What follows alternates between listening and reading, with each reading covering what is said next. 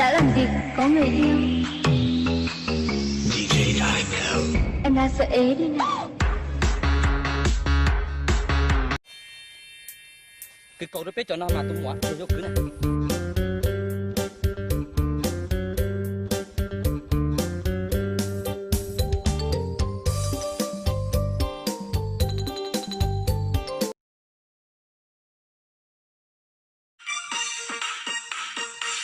Bây giờ chỉ năng có tao lo, chỉ muốn bảo ơi giờ tôi thiệt lo,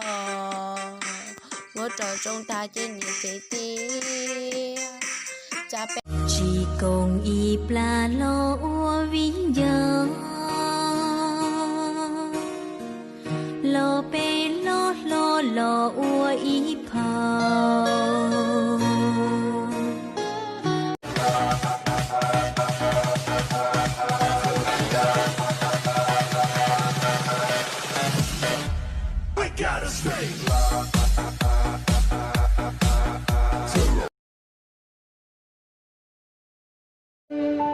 热天只顾应路内的戏，这给咱们我的估计不嘎对，应要只能有的戏要路后，可能就写寂寞平时我别的老多内，爱好好顾路写啥还稳定，也要讨自。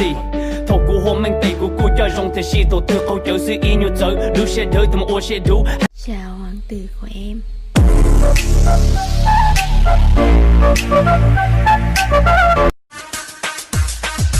Ôm in trong mộng, rung đầu lúa li, của tao mùa thu, lo nhớ hao có gì, hao. Bọn tao luôn ở đẳng cấp khác và nếu mày muốn đưa bọn mày quay ngược thời gian rồi kéo mày xuống. Hà Nội chính là nơi mà bọn tao được sinh ra. Nhạc bọn tao sáng trưa chiều tối được phát ra live. Sự của tao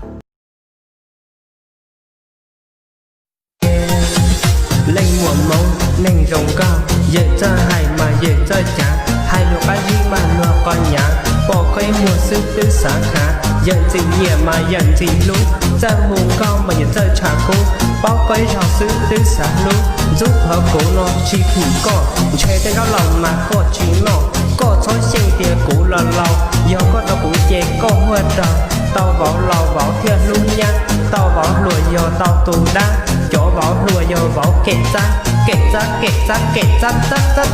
let's go.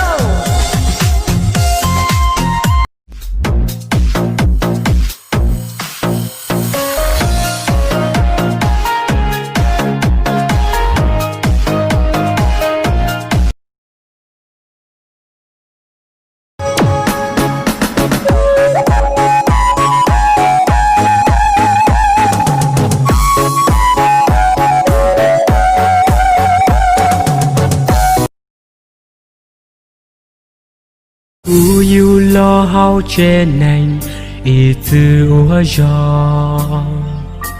nia nu mu chua khó chờ rồi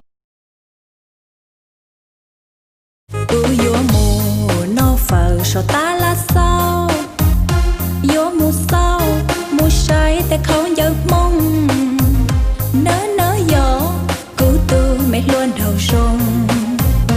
tu chẳng xa tiệt tha đâu mùa say nà